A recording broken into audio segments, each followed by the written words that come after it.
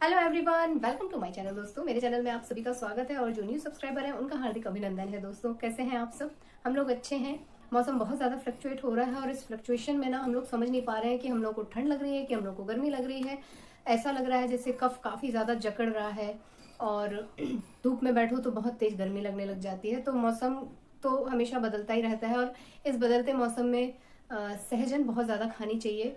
सहजन को कई लोग मुनगा बोलते हैं, कई लोग कौस बोलते हैं और हम लोग के यूपी में सहजन बोलते हैं। तो मुझे सहजन वर्ड ही याद रहता है इसका। Stick drum. हाँ, स्टिक ड्रम। तो कई लोग जो है अभी भी मेरे जो टाइफाइड वाला वीडियो है उसमें पूछ रहे हैं कि क्या करना चाहिए क्या नहीं करना चाहिए, जबकि मैं शायद 5-6 वीडियो बना चुकी हूँ। तो अब बनाने के लिए कुछ रह नहीं गया है। लेकिन एक कोई है, उन्होंने मुझसे बोला कि आपने सब कुछ बताया लेकिन आपने ये नहीं बताया कि इसमें हमें क्या क्या नहीं खाना चाहिए।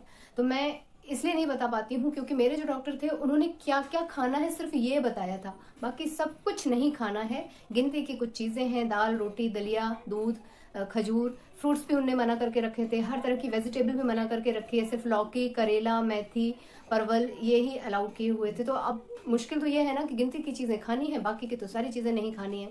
तो मैं इतना लंबा डिटेल कैसे दूँ? तो इसलिए मैंने ये सब बातें नहीं बताई। और जो परहेज मैं कर सकती हूँ या मैंने किया वो हर बंदे के बस की बात नहीं है, उतना परहेज कोई नहीं कर पाता है। इनफैक्ट मेरी भी फैमिली में बहुत सारे लोग हैं जो मेरे जैसा परहेज नहीं कर पाते हैं या नहीं करते हैं। उनको दवा अंजीर मुनक्का खुक्कला वो कर रहे हैं मगर वो परहेज नहीं करते हैं, तो उनको जल्दी रिलीफ नहीं मिलता है। और परहेज करने के बहुत सारे रीजंस होते हैं। जो मेरे डॉक्टर थे वो बहुत सारी चीज़ें मना करते थे तो उसके पीछे कोई ना कोई कारण होता था। उन्होंने एप्पल हम लोगों का एकदम बंद करके रखा था, ग्लूकोज वाले सारे फ्रूट्स उन्होंने बंद करके रखे थे। कभी कभार हम पपीता खा सकते थे, कभी कभार अगर आपकी बॉडी को सूट करता है तो आप पपीता खा सकते हैं क्योंकि वो लीवर के लिए अच्छा होता है और गर्म तासीर का होता है, इसलिए वो उसे अलाउ कर देते थे। अब वो तो शुगर की टैबलेट खाने को भी मना करते थे। उत्कर्ष की दादी को शुगर है और वो शुगर की टैबलेट खाने को मना करते हैं क्योंकि शुगर की टैबलेट जो है ब्लड प्रेशर बहुत ज़्यादा इंक्रीज करती है। तो बार बार जो किसी किसी को अचानक से शुगर भी बढ़ रही है, बीपी भी बढ़ रहा है, तो उन लोगों को ना पैरालाइज होने के चांसेस बढ़ जाते हैं, उसी को अटैक आना बोलते हैं। तो बहुत सारी चीज़ें जो हैं शुगर की टैबलेट से बढ़ती हैं। इस वजह से वो बोलते थे कि आप डाइट से कंट्रोल कीजिए, शुगर की टैबलेट मत खाइए। और हम लोग भी डाइट का पूरा पूरा ध्यान रखते हैं। तो ओवरऑल हम लोग सबके सब बहुत ज़्यादा परहेज करते हैं। और क्या नहीं खाना है क्या ऐसा वो मैं ज़्यादा मेंशन नहीं करती हूँ क्योंकि मैं जानती हूँ सबके घर का हिसाब किताब अलग होता है। सब लोग, अब किसी ने मुझे बोला कि भाई इतने कम ऑयल का खाना हम लोग नहीं बना पाते हैं, सूजी से क्या क्या चीज़ें बिना खटाई डाले तो सूजी से कोई चीज़ नहीं बनती, ना उत्तपम बनता, ना डोसा बनता, ना इडली बनती। तो सबका अपना अपना नज़रिया है। और मैं डोसा इडली सूजी उत्तपम सब कुछ बनाती हूँ बिना खटाई डाले। मेरे घर के सारे लोग खा लेते हैं, जो जिन लोग को खटाई अलाउड है उनके मैं खटाई डाल देती हूँ। तो ये आपके ऊपर डिपेंड करता है कि आप कितना परहेज कर पाते हैं, क्या चीज़ें आप कर पाते हैं क्या नहीं कर पाते हैं। लेकिन कुछ चीज़ें तो आप अवॉइड कर ही सकते हैं।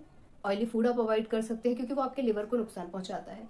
और जो टाइफाइड का बुखार होता है वो समहाउ आपकी फुल बॉडी को इफेक्ट करता है। आप अंदर से वीक हो जाएंगे, आपका लिवर वर्क नहीं करेगा ठीक से, किडनी वर्क नहीं करेगी, आप पानी नहीं पिएंगे, तो बहुत सारी प्रॉब्लम्स होंगी।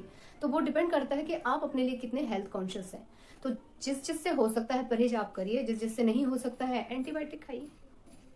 सो मैं इसी तरह के सारे कमेंट्स इकट्ठे कर लेती हूँ और तत्काल रिप्लाई भी करती चलती हूँ। लेकिन मैं सोचती हूँ कि जो लोग भी वीडियोस देखते हैं वो लोग ये सोचें कि मैं क्यों इतना स्ट्रिक्टली आप लोगों को नहीं बोलती हूँ, क्योंकि बहुत सारे लोग सवाल भी पूछ देते हैं ना कि ये आप क्यों मना कर रही हैं। तो मैं कैसे बताऊं, मुझे तो डॉक्टर ने मना किया है सो मैंने नहीं किया, और मैंने जो किया है वही आपके साथ शेयर किया है।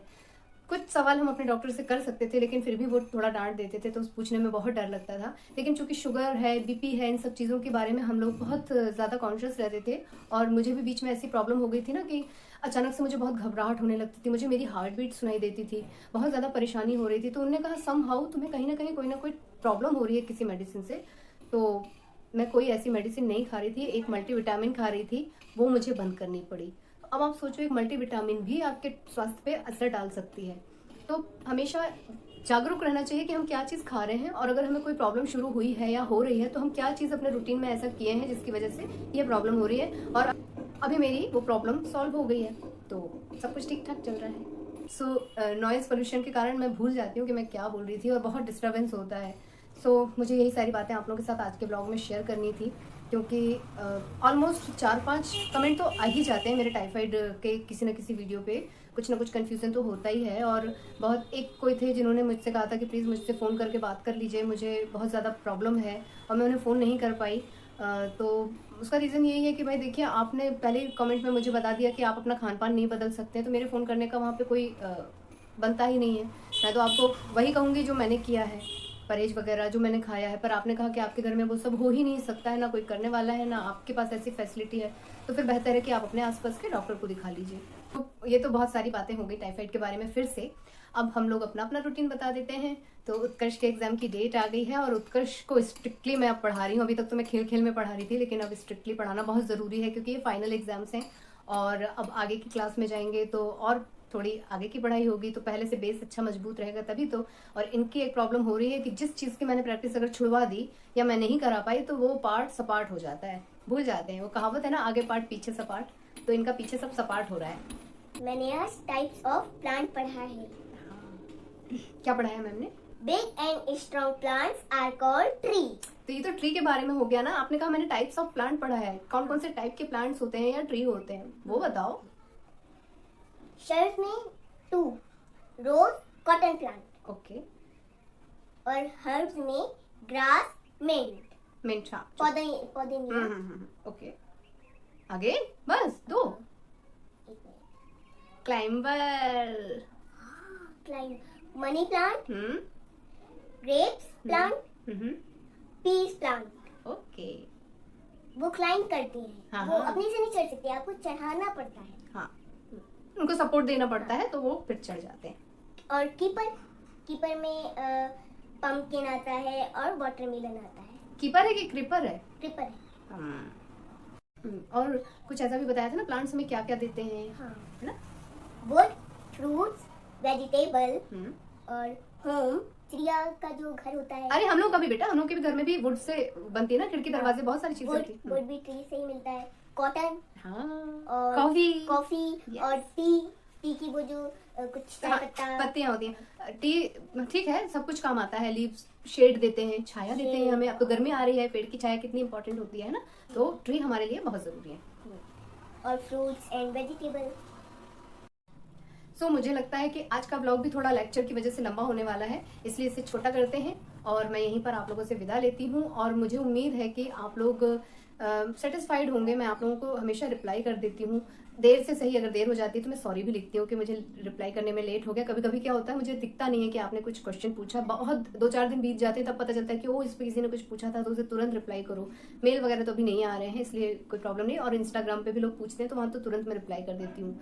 सो उम्मीद करती हूँ कि आप लोगों को मेरे वीडियोस, मेरे व्लॉग्स पसंद आ रहे होंगे, आप लोगों के कन्फ्यूजन क्लियर हो रहे होंगे, और कुछ भी मुझे नया पता चलता है या नई बातें और पता चलेंगी, मैं आप लोगों के साथ शेयर करती रहूंगी, अपनी एडवाइस देती रहूंगी। और आप लोगों को जिन जिनको मानना है प्लीज मानिएगा, अपनी हेल्थ का ख्याल रखिएगा।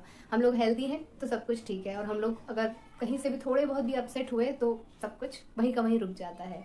तो अपने स्वास्थ्य का ख्याल रखिएगा, खुश रहिएगा, हैप्पी रहिएगा और हेल्दी रहिएगा। मिलती हूँ नेक्स्ट वीडियो में, तब तक के लिए take care, tata bye bye. आप लोगों में से जिन लोगों ने मेरे चैनल को सब्सक्राइब नहीं किया है, प्लीज मेरे चैनल को सब्सक्राइब कर दीजिएगा, वीडियोस को लाइक कर दीजिएगा और इसी तरह अपना प्यार बनाए रखिएगा। बाय।